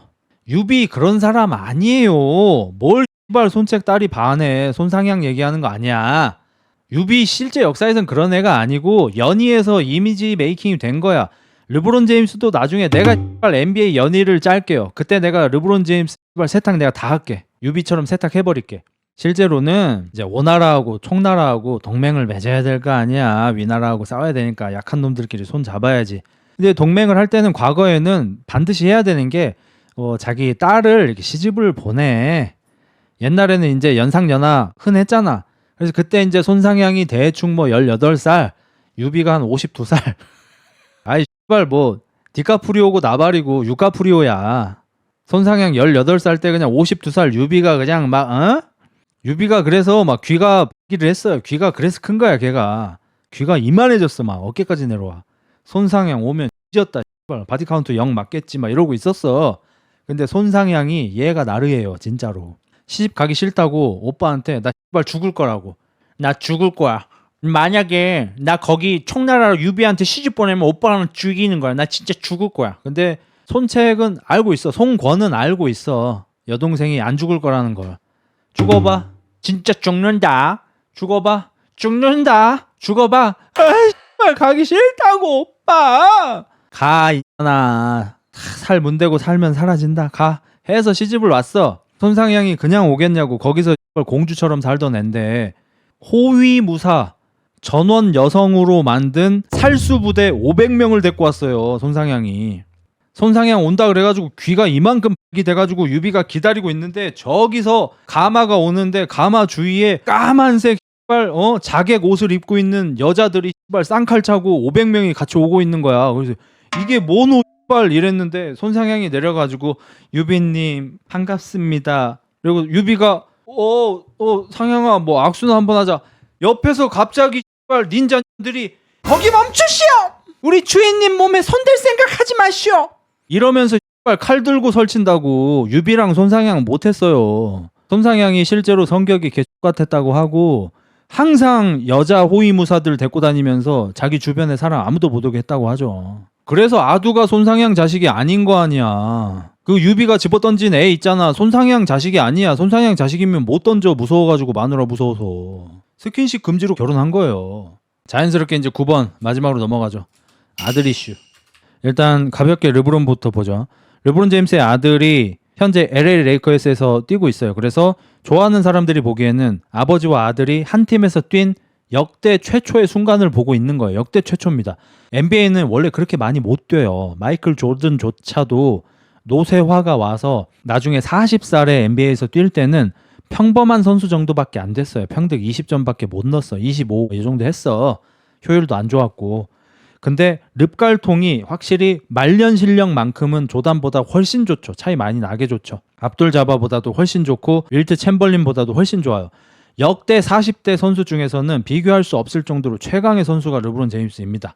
그걸 이용해서 르브론 제임스가 또 빨리 아들을 낳았거든요. 그래서 아들이 작년에 데뷔를 했죠. LA 레이커스에서 르브론 제임스의 아들을 지명하면서 감동적인 순간을 만들어냈지만 릅갈통을 싫어하는 사람들 입장에서는 NBA에 드래프트 될 실력이 아닌 르브론 제임스의 아들을 드래프트한 걸로 보여서 상당히 시끌시끌했습니다. 그래서 스티브 A 스미스라는 같은 새끼 하나 있어요. 해설하는 새끼인데 그 새끼가 르브론 제임스한테 시비를 많이 터는데 최근에는 나도 한 아들의 아버지로서 얘기한다. 르브론 제임스 니 때문에 네 아들이 더 힘들어진다. 네 아들 욕 존나 먹지 않냐 이러면서 조롱을 해가지고 르브론 제임스가 처음으로 스티브 A 스미스한테 욕 처먹은 거 10년이 넘어요. 10년 넘게 계속 욕을 먹었는데 처음으로 빡 돌아가지고 스티브 A 스미스한테 가가지고 내 아들 건드리지 말아라고 경고를 했거든요. 근데 스티브 A 스미스가 우리나라로 치면은 최상급 기레기예요. 그래가지고 다음날 방송을 켜서 내가 복싱하고 MMA를 배워가지고 르브론 제임스를 상대할 수 있다 이를 하면서 그걸 또 어그로를 받아 처먹는 개쓰레기긴 한데 어쨌든 르브론 제임스가 최근에 아들 때문에 약간 골치를 썩었죠. 근데 참 다행히도 아들이 현재 NBA 밑에 하위 리그가 있어요. 거기에 지금 뛰고 있는데 득점 막 30 몇 점도 넣고 하는 등 NBA에 드래프트 못 될 정도의 실력은 아니다라는 걸 증명하고 있어가지고 다소 수그러들었습니다. 그리고 유비하면 뭐 아들 이슈는 뭐 너무 당연하지만 그때 이제 조조 군한테 쫓길 때죠. 조조의 100만 대군이 쫓아오고 있었고 그래서 이제 막 서로 다 헤어져가지고 이제 도망을 치고 있었고 유비도 처자식들하고도 다 헤어지게 됐고 이제 그때 유비의 아들이 아두 나중에는 이제 유선이 되죠. 아두가 이제 뭐 대충 뭐 1살 2살 뭐 이 정도 되는데 헤어졌어요. 유비가 이제 먼저 이제 도망을 치고 있었는데 조자룡이 아드님하고 아내분 제가 구하겠습니다. 손상향 아니에요. 손상향은 뭐 알아서 잘 도망쳤을 거예요. 그땐 결혼 안 했을 때구나. 아무튼 아내분하고 제가 잘하겠습니다 해가지고 조자룡이 유비의 와이프하고 아들을 구하러 갔는데 부인 2명 중에 1명은 돌아가셨고 1명은 살아남았고 그게 아두의 엄마였어요. 아두의 엄마가 먼저 죽었다. 아두 엄마가 먼저 죽고 다른 부인이 아두를 끌어안고 다행히 살아 있었어. 그래서 조자룡이 그걸 발견해서 아두를 먼저 자기 품에다가 이렇게 안고 걱정 마십시오. 제가 구해드리겠습니다. 라고 뒤를 딱 돌아봤는데 그 유비의 첩이 우물에 몸을 던져버렸어요. 자기까지 따라다니면은 유비의 자식도 구하지 못할 것 같으니까 자결을 해버렸어. 자, 대단하죠. 대단해. 그래서 조자룡이 네 반드시 이 아이를 구하겠습니다. 이러고 갑옷 안에다가 아두를 넣고 조조군의 100만 대군 사이를 나 상산의 조자룡 창으로 호소소소 찌르면서 막 말 타고 막 하게 뛰어다닌 거야 막. 근데 조조의 부하들이 막 아이고 못 이겨. 조조가 저 멀리 높은 곳에서 이렇게 딱 보다가 저 이름이 뭐냐? 상산의 조자룡이라고 합니다. 빨리 막아라! 활을 이렇게 들어서 활로 딱 쏠라가 활 쏘지 마 생포해 야 내가 관우도 못 얻었는데 조자룡은 내가 좀 얻어보자. 나도 무력 97, 8 좀 한번 얻어보자 놈들아 생포해 해가지고 애들이 가서 생포를 하려고 했는데 못 잡아. 조자룡이 X나게 도망을 가는 거야. 그러니까 조조가 바닥을 확 치더니 에이 어찌 내 밑에는 저런 장수가 없는 것인가 라고 탄식을 했다고 하죠. 이거 구라입니다. 이거 개구라입니다. 개구라. 여러분 생각해보세요. 일단 조조군이 100만 대군이 아니었는데 이건 원래 중국식으로 과장을 하는 거니까 중국은 30만 명이면 100만으로 불러요. 기본적으로 3배 뻥튀기를 하는 거예요. 그래서 조조의 100만 대군이 몰려왔다 이러면은 30만 생각하시면 됩니다. 근데 여러분 100만이 아닌 뿐이지 30만 대군 사이를 어떻게 지나가 어깨만 부딪혀도 뒤지겠다. 30만 명한테 못 지나가요. 애초에 그렇게 구하지 않았고 그냥 이렇게 새길로 엔듀로 바이크 타듯이 그냥 산에 싱글길로 이렇게 몰래 도망와서 구한 거고, 두 번째 만약에 그랬다 한들 조조가 어찌 내 밑에는 저런 장수가 없는 것인가 지랄하고 있네. 야 조조 밑에 지금 당장 생각나는 것만 해도 하후돈, 하후연, 허저, 전위 그때 죽었나? 뭐 어쨌든 영혼이라도, 장합, 서황, 조인, 그 다음에 저기 누구냐 우금, 아무튼 등등등 해가지고 조조 밑에 조자룡 정도 장군 10명도 넘어요. 뭘 저런 장수가 없어. 말 같지도 않은 소리를 하고 있어. 조인 빼먹을 뻔했다. 조인은 뭐 탑3 들어가죠. 조홍도 있고. 조자룡보다 업적 뛰어난 장수가 조조 밑에 10명도 넘어요. 조자룡은 이제 사실 그 약간 보디가드 같은 거였죠. 군을 지휘하는 게 아니고. 근데 나중에는 군지휘도 좀 하긴 했어요. 처음에는 이제 보디가드로 썼습니다. 맞다이는 잘 깠던 것 같긴 해. 약간 마초 느낌? 아무튼 그렇게 구해냈고 이제 막 피갑치를 하고 살아 돌아온 조자룡이 제 임무를 완수했습니다 이러면서 아두를 구해서 조조한테 이렇게 줬어. 조조가 아니고 유비한테. 유비가 이렇게 자기 아들을 딱 안아보더니 에잇! 이러면서 바닥에 던져버린 거야. 왜 그러십니까? 내 아들 때문에 너 같은 장수를 잃을 뻔했구나 이러면서 손을 이렇게 탁 잡아준 거야. 이러니까 조자룡이 어떻게 배신을 하겠냐고. 배신을 못해요. 이거는 어떻게 배신해. 이거를 이건 배신을 할 수가 없죠. 중국이 이런 걸 되게 좋아해. 제가 어렸을 때 아버지가 보던 무협 영화를 하나 보다가 좀 충격받았던 게 있는데, 소림사 출신 앤데 소림사에서 좀 뭘 하다가 탈락했어. 얘가 소림사에서 쫓겨나서 뒤질 뻔한 다음에 어디 깡패 소굴 같은 데 들어가서 싸움을 나게 잘해줬어요. 그래서 자기 어렸을 때 보복을 한다면서 그 깡패끼들 나 몰고 와가지고 소림사를 쑥대밭으로 만들었어. 막 다 패 죽였어. 진짜 죽였어요. 그때 그 깡패끼가 된 놈의 선생님이었던 사람이 이제 노인이 되어가지고 나와서 어찌 그러느냐 이랬는데 지랄하고 있네 이러면서 막 두드려 팼어. 그 노인네를. 일어나가지고 원하는 게 있다면 다 줄 것이니 분노하지 말거라. 너 스스로를 상하게 한다. 뭐든지 다 줄 수 있다고? 그러면은 네 중놈들 눈깔 100개를 나한테 내놓거라. 그럼 내가 집에 가지.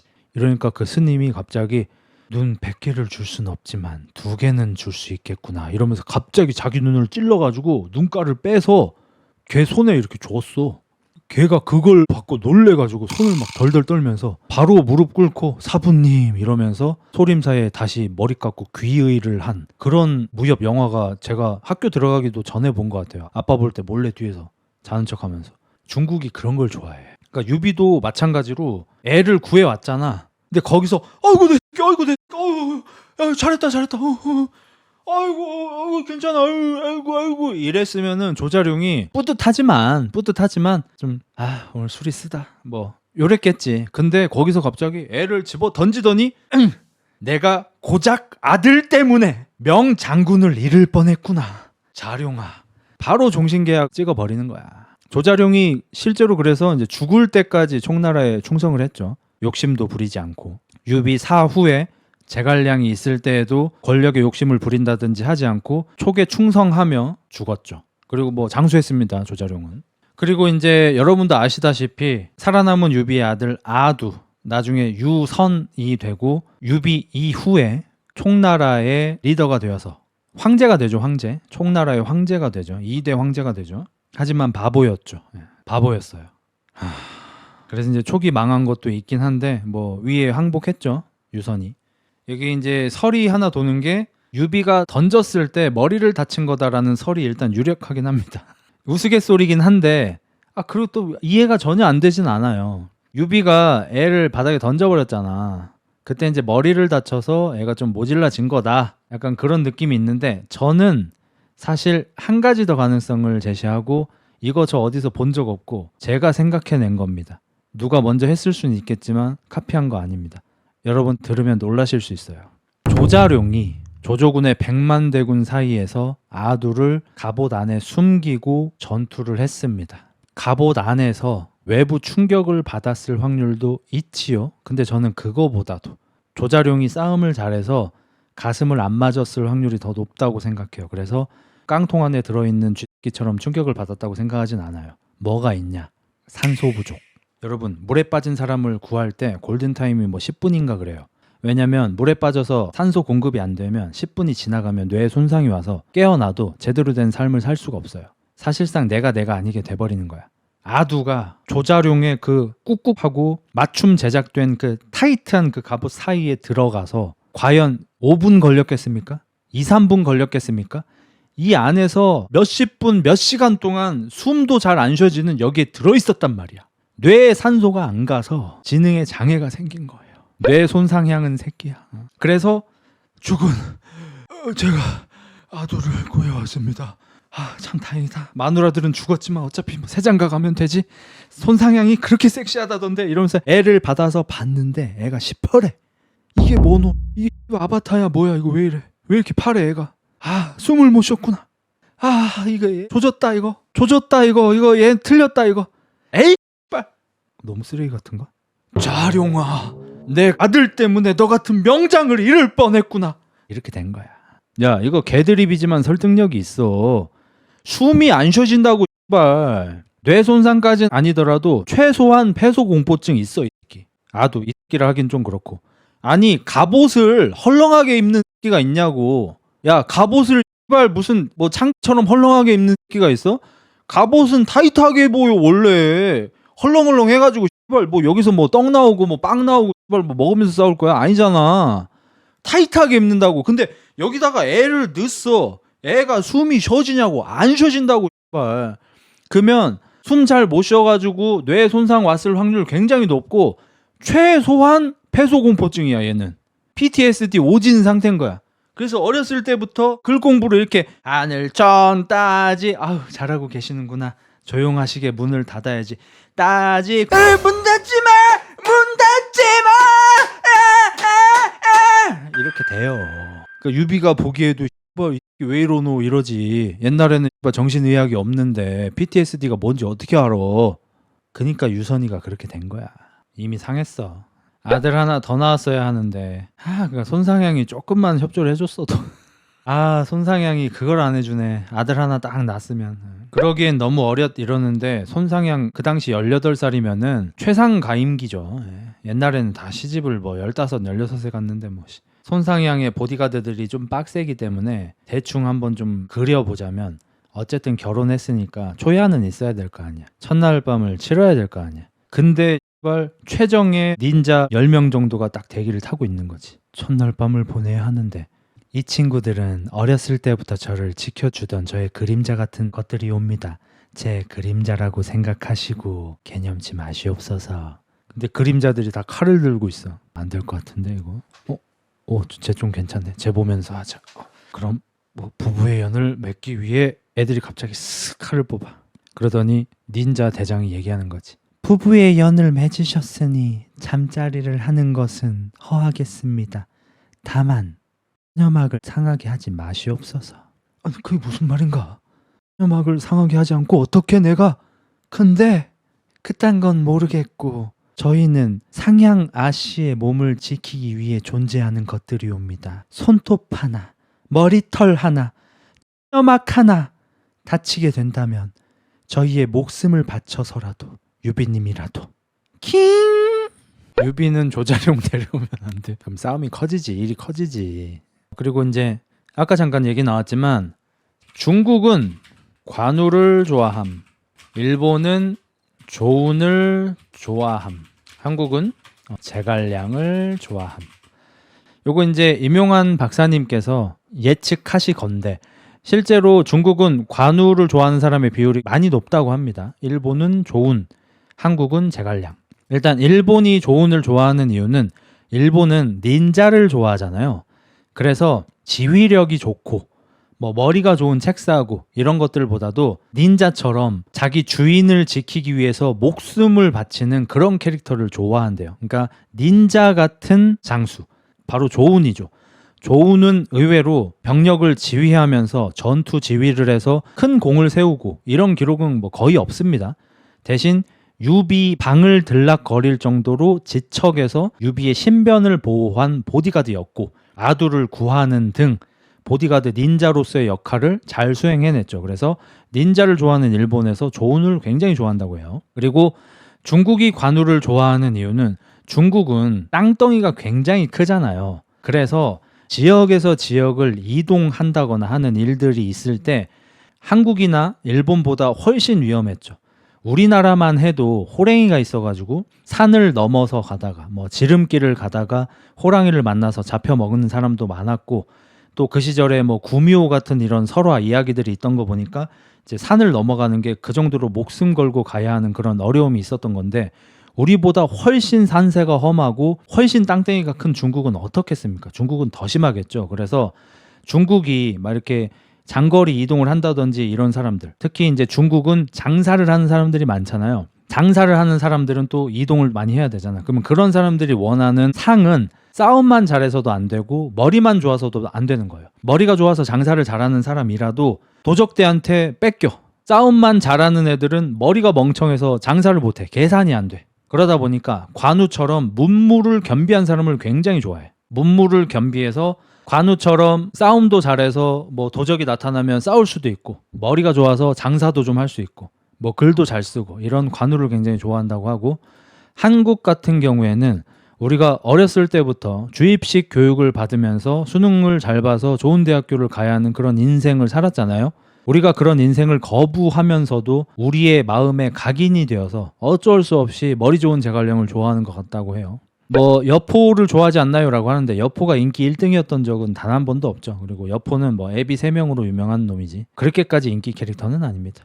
그리고 여포가 인기가 가장 많기에는 사실상 이제 상유원 항우가 있어가지고 조금 그렇죠. 그리고 중국이 또 충의를 좋아하잖아요. 그러면 조운도 물론 평생 충성하긴 했지만 또 애매하긴 하네. 여기는 또 저기 손찬이 밑에 있는데 스카웃된 거니까.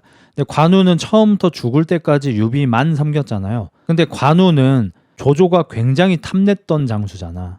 그리고 실제로 스카우트 하려고 여러 노력을 했었고 근데도 유비한테 다시 돌아왔잖아요. 그런 충의 같은 것도 중국인들이 참 좋아할 만한 요소죠. 그래서 우리나라도 관우 밴들이 많죠. 좋은 밴들도 많고. 하지만 머리가 가장 좋은 제갈량이 이제 가장 인기가 많고 특히나 이제 마지막에 제갈량이 이제 죽을 때 스포해서 죄송합니다. 제갈량 죽어요. 제갈량이 과로사로 죽죠. 우리네 아버지 뭔지 알죠? 우리네 아버지들이 가족을 건사하기 위해서 열심히 노력하고 자신의 생명을 갈아서 가족들이 참 편하게 살게 하기 위해서 노력을 하잖아. 그런 아버지들, 특히 이제 셀러리맨 아버지들이 제갈량한테 좀 감정이입을 많이 할 것 같긴 해요. 이 일을 너무 많이 하긴 했어. 그러니까 유비로서 많이 안타까운 점이긴 한데 법정하고 방통이 제갈량과 함께 탑3를 이뤘어야 하거든요. 원래 제갈량은 내정 담당이었어요. 유방의 부하들로 치면은 사실상 소화 쪽이었잖아요. 소화 포지션이란 말이에요. 내정을 담당하고 보급을 담당하는 그런 포지션인데 그리고 방통이 나가서 싸우는 포지션인데 법정이 오히려 장량 같은 포지션인데 법정하고 방통이 빨리 죽어버려가지고 제갈량이 어쩔 수 없이 3인분의 일을 해버렸잖아요. 과로로 죽을 수밖에 없죠. 그 장자방은 뭐 속담이 있다고 하는데 속담은 제가 기억이 잘 안 나고 그런 얘기가 있죠. 무력이 굉장히 뛰어난 장수가 나가서 막 혼자서 몇 명을 상대할 수 있지만 장량은 천리 밖에서도 전투를 승리하게 만들 수 있는 능력을 갖고 있다 이러면서 이제 장량을 뭐 최고로 쳤었죠. 실제로 이제 삼국지에서도 장량 캐릭터가 저기 보너스로 이렇게 나오고 하는데 지력이 100이죠. 제갈량도 100이고 그 둘만 지력 100입니다. 무력 100은 여포하고 항우. 방통이 실제로 엄청난 유망주였다고 하죠. 애초에 제갈량하고 투탑이었잖아. 말 다 했지 뭐. 와룡과 봉추라고 해서 제갈량하고 방통이 이 알려지지 않은 인재 중에 탑2였잖아요. 그 넓은 중원 땅에서. 그럼 어느 정도 잠재 능력을 가졌을지 뻔하죠. 뭐 제갈량 호날두 이런 느낌인 거지 사실상. 아니 메시 호날두 같은 느낌인 거지. 근데 이제 호날두가 죽어버린 거지. 방통은 일부러 제갈량이 보낸 거 아닌가 싶음. 아니에요. 제갈량이 그걸 명령할 수 있는 위치 자체가 아니고요. 제갈량은 그때 내정 담당이어서 전쟁에 지시를 내리는 사람이 아니었습니다. 방통이 자진해서 나갔고요. 또 이제 뭐 유비말을 타서 뭐 그랬다 하는 그런 썰이 있는데 그것도 아니고요. 그 성전을 하고 있었잖아요. 공성전을 하고 있었던 걸로 알고 있는데 너무 가까이 갔어요. 성에. 그러니까 이론으로는 알고 있었는데 어린 혈기에 전투 지휘를 처음 하면서 약간 나댄 거예요. 이길 것 같은 느낌이 오니까 막타를 칠 때 자기가 좀 앞선에 서고 싶어가지고 말을 타고 성 근처로 가다가 성에서 쏜 활을 맞고 죽은 거예요. 그러니까 원래 지휘관은 활이 날라오는 사거리 내에 들어가지 않잖아요. 거리 조절을 해서. 근데 거기에 들어가서 죽은 거라서 그냥 방통 스스로 자초한 겁니다. 방통 못생겼다는 기록도 정사에는 없습니다. 방통이 살아있었으면 사마이랑 싸웠을 텐데 아쉽긴 해요. 방통이든 주유든 곽가든 빨리 죽으면 소용없음. 그렇죠.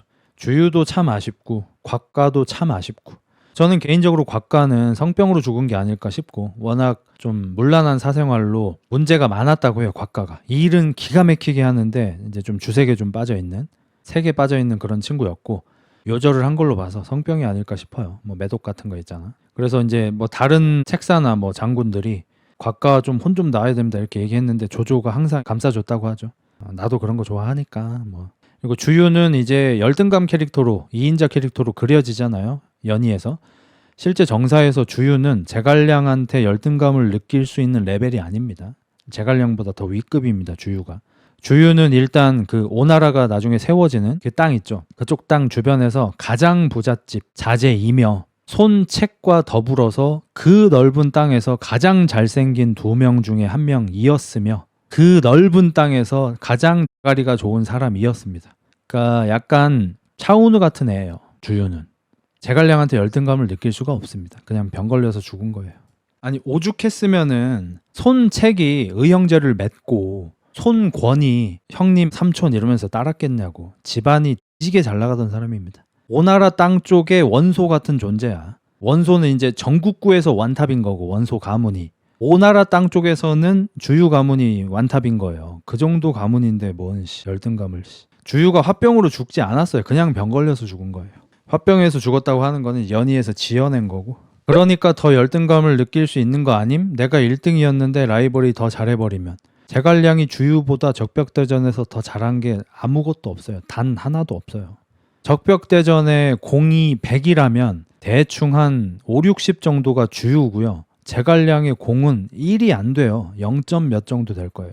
그러니까 님이 알고 있는 거는 연희 내용이고 연희에서 제갈량이 막 뭐 신통방통하게 뭘 할 때마다 주유가 아니 저것은 막 이런 거고 실제로는 제갈량은 아무것도 한 게 없습니다. 유비 쪽에서 병사를 데리고 가긴 했는데 뭐 예를 들어서 5만 명 데리고 간다고 해놓고 5천 명 데려갔고요. 그 5천 명도 전투에 참여한 적도 없어요.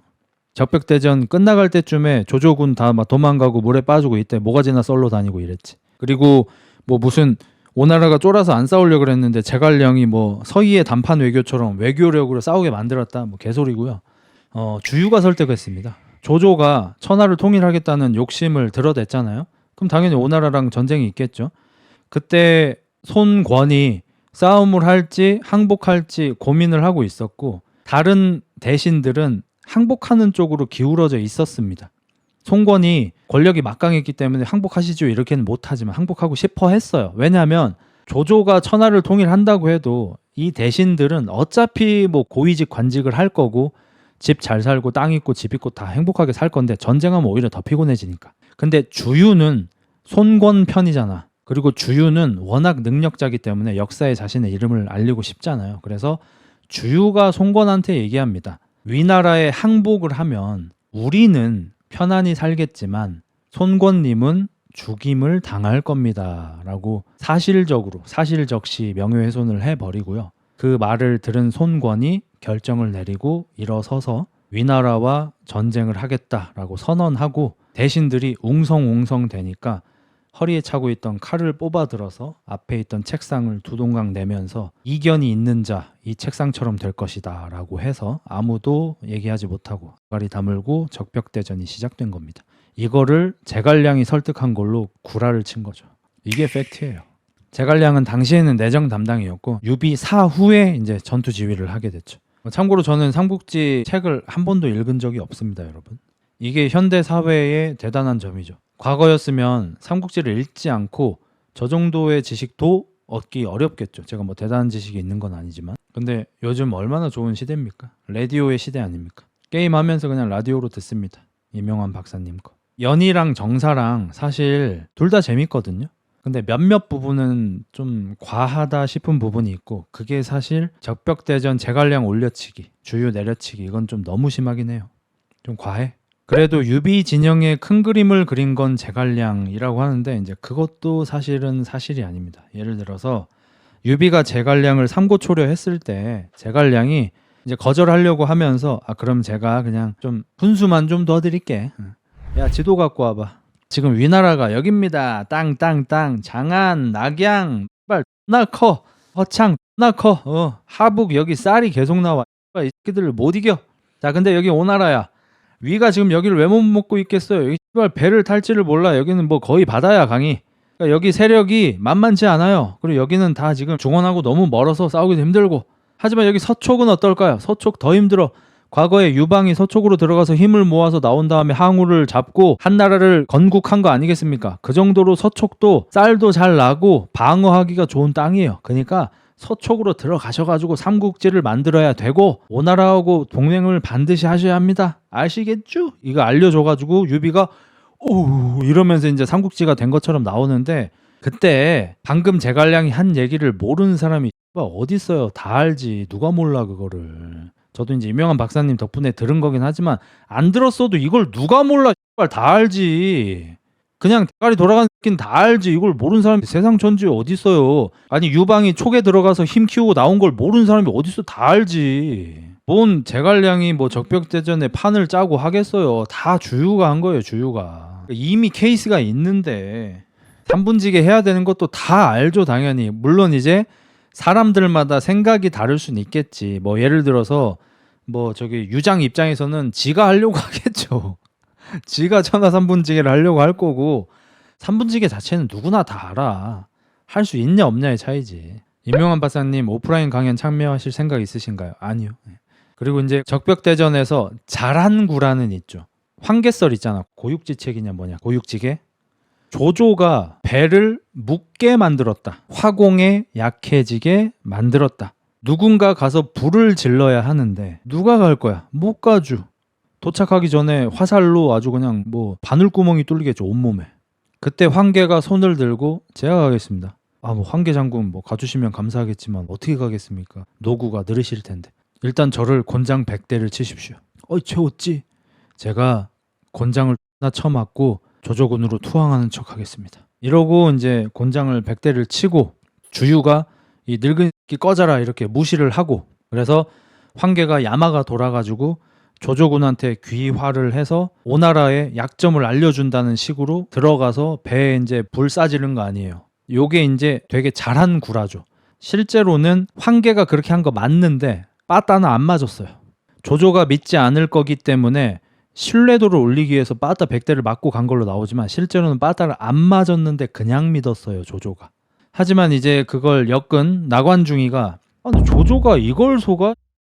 여태까지 이런 거 단 한 번도 속은 적이 없는 새끼야. 홀짝 게임의 귀신이야. 이 새끼 홀짝 게임 여태까지 100연승한 새끼야. 근데 이걸 속는다고? 임용환 박사님 말을 빌리자면 이것만 먹으면 사실상 천하통일이잖아. 적벽대전 이기면 유비가 서촉으로 들어가든지 나발이든지 그냥 천하통일 100%잖아요. 이거는 마지막 이거 간절하게 딱 하나 남으니까 속은 거야. 이명환 박사님이 그래요. 누구든지 너무 간절하면 속게 된다고. 조조가 그때 딱 한 번 속은 거예요. 그딴 장난을. 실제로 황계가 자기는 위나라에 투항하고 싶다고 편지를 보냈고 모든 책사들이 굴하다고 굴아주 말도 안 되주 이러면서 옆에서 다 말렸어. 근데 조조가 찐이야.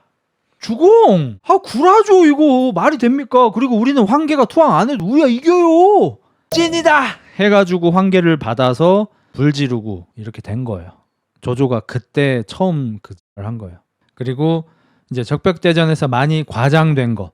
그때 불이 나서 조조의 배가 뭐 거의 다 불타서 싸움 불능 상태가 됐다. 그리고 불이 더 잘 붙게 하고 위에서 뭐 제갈량이 제사를 지내서 바람 방향을 바꿨다 뭐 이런 거 나오잖아요.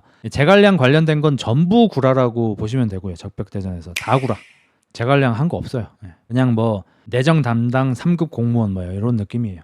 근데 시장이 이뻐함 이 정도 느낌. 근데 실제로 조조군은 전염병 때문에 패전한 겁니다. 조조의 패착이라고 한다면 황계 받은 거 뭐 그것도 있긴 한데 불 좀 났다고 뭐 그 큰 전쟁을 질 리는 없잖아. 화공 한 번으로 끝나는 전쟁이 세상 천지 어디 있어요. 뭐 핵 쏜 것도 아니고 불 한 번 질렀다고 끝내는 전쟁이 어디 있어요. 그렇게 큰 전쟁인데 말이 안 되죠. 실제로는 전염병이 돌아가지고 어쩔 수 없이 해산을 한 겁니다. 전염병 돌면 답 없어요. 그럼 제갈량의 실제 역할은 뭐였던 거야? 충주맨. 시장이 이뻐하는 공무원 충주맨. 공명 화살설도 구라겠지. 당연히 구라죠. 박사님 왈 재미있는 일화는 싹 다 구라. 관우가 알량 정도 썰은 거 빼고. 그러니까 그 심창맨 아저씨가 관우가 알량을 썰은 게 사실은 무력으로 썬 게 아니고 요 할 때 썬 게 아니냐라고 해서 사람들이 많이 웃었잖아. 근데 정사상 그게 맞죠. 정사 이야기를 보면 그거 말고 없긴 하죠. 왜냐면 알량과 문추는 원소라는 그 당시 최강 군대의 오른팔 왼팔이었던 애예요. 근데 관우가 아무리 세도 한 칼에 죽이는 게 말이 되냐? 말이 안 되죠. 기습 말고는 말이 안 되죠. 근데 기습을 어떻게 하냐고. 기습이 쉬워? 쉬우면 다 기습하지. 다 탈론처럼 따고 돌아오지. 병 넘어가지고 안 되잖아 기습이.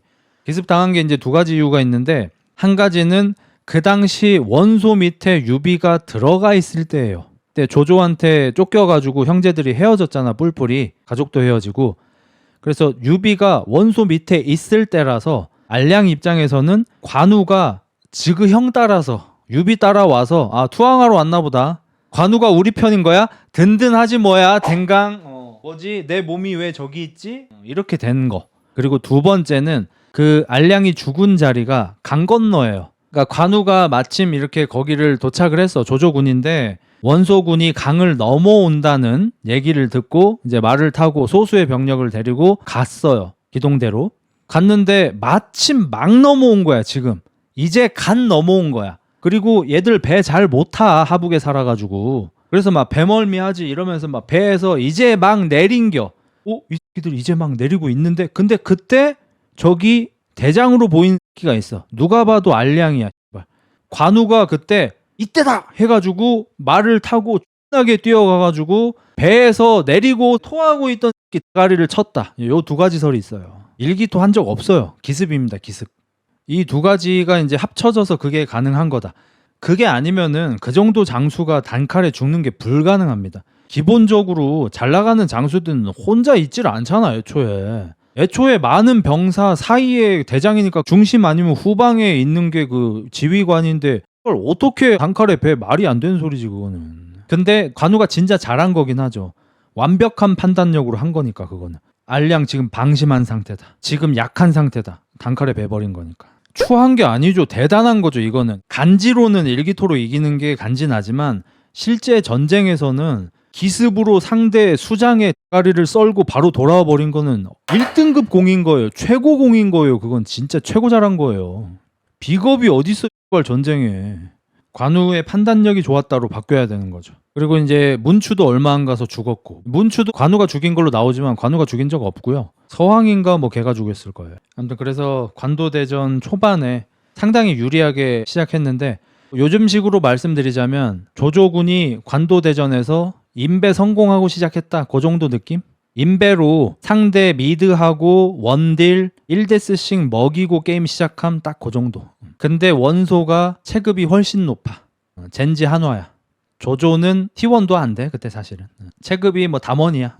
서황이 문추랑 싸워서 문추까지 죽였어요. 어마무시한 공을 세운 건데 그거를 이제 유비 올려치기, 유관장 올려치기를 하기 위해서 서황이 문추랑 싸우다가 빌빌거리다 튀었고 관우가 뒤에 와서 이 새끼 왜 튀노 이러면서 문추를 죽인 걸로 나오죠. 그러니까 위나라 장수들이 굉장히 억울한 게 많아요. 오나라도 억울한 게 많고 총나라 올려치기를 너무 많이 해가지고 연희에서는.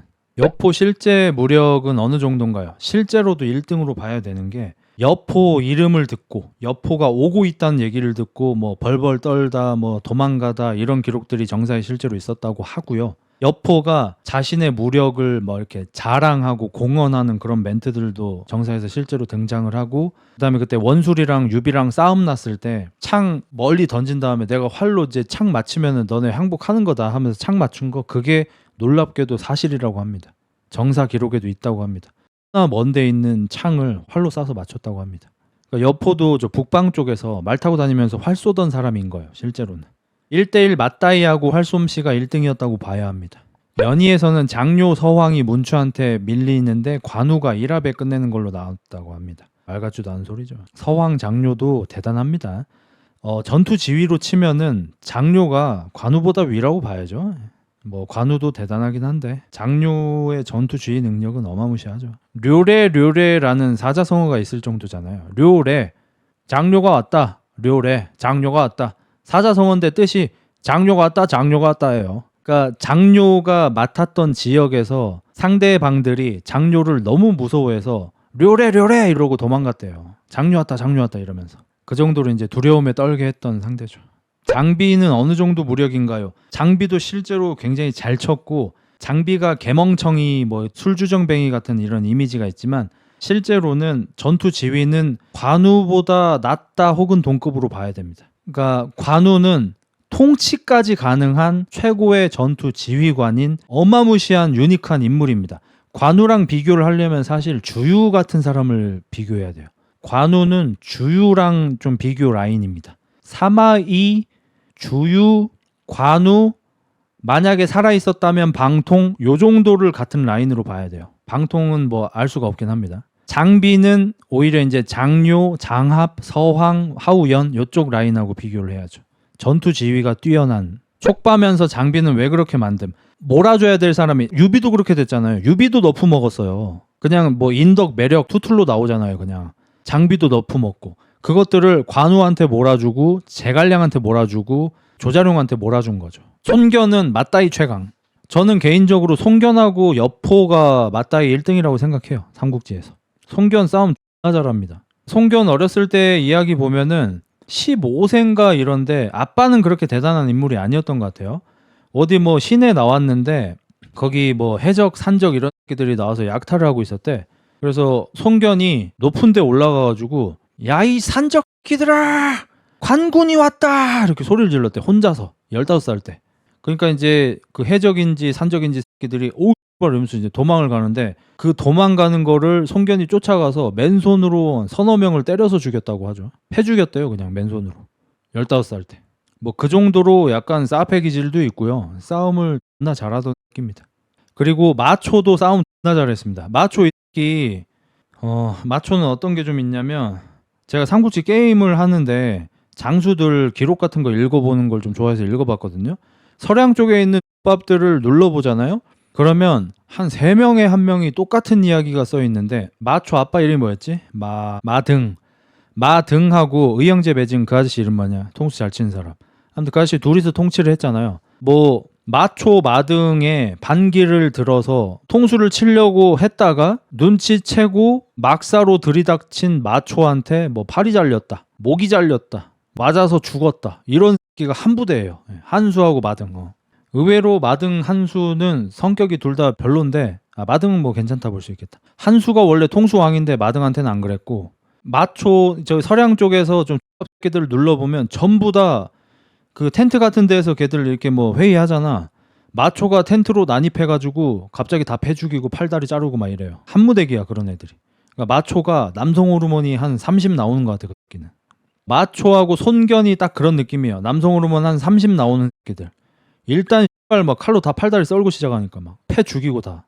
걔들 싸움 잘했을 거야 진짜. 근데 그런 마초가 쫄았던 게 허저. 조조하고 이제 마초하고 좀 사이가 아주 많이 안 좋아지기 딱 전에 조조가 마등하고 마등 가족들 다 죽여버리잖아. 마초 빼고. 마초 마대 이런 애 빼고 다 죽여버리거든요. 초대한 다음에. 그래서 이제 사이가 많이 틀어졌고 그 전에 이제 조조하고 이제 마등하고 막 이렇게 좀 서로 좀 이야기도 나오고 막 이럴 때 있었어. 그때 마초가 원래 틈 보이면 조조를 암살하려 그랬어요. 조조가 아마 그때 서량 쪽으로 갔을 때일 거야. 그래서 마초가 틈 보이면은 조조를 암살하려고 벼르고 있었는데 조조 바로 뒤에 허저가 눈을 부라리고 있어가지고 그러지 못했다고 해요. 물론 싸워서 진 건 아니지만 어쨌든 내가 여기서 들이대도 막히겠다라고 판단을 했겠죠. 전위가 안 죽었으면 전위였지. 전위도 뭐 싸움 좀 했고 근데 힘 자체는 허저가 더 좋았던 것 같긴 해요. 전위가 원래 조조군에 있었는데 허저가 나중에 왔잖아. 힘이 뭐 전위보다 더 세다 뭐 이런 말 들었던 것 같아요. 마초는 조조를 진짜 죽일 뻔했죠. 형은 위초고 어디 가서 살고 싶어? 한국에 살고 싶어. 조자룡은 그런 과장된 무력인가요? 많이 과장됐죠 사실. 그러니까 그 보디가드 계열로 봐야 돼요. 전위, 뭐 허저, 조자룡 이쪽은 보디가드 계열이에요. 전투 지휘관이 아니야. 마초는 전투 지휘도 해요. 싸움도 잘하고. 송견도 전투 지휘도 하고 싸움도 잘하고. 손책도 전투 지휘도 하고 싸움도 잘하고. 근데 조자룡이나 전위나 허저나 이런 사람들은 그냥 맞다이만 잘하는 거야. 전투 지휘를 잘하는 게 아니고. 그러면 원래 삼국지 무력이라는 게 기본적으로 이 지휘력이 있긴 하지만 무력도 전투 지휘도 어느 정도 들어가죠. 만약에 전투 지휘가 안 들어갈 것 같으면은 뭐 전위 같은 애들이 무력 98 막 이렇게 받아야지. 조은도 나중에는 이제 전투 지휘를 합니다. 유비 죽고 나서. 뭐 어쨌든 뭐 다음에 또 기회 되면 삼국지 얘기해 보도록 하죠. 오늘 여기까지 하겠습니다. 나 자러 가야 돼. 참 많이 못 자겠다.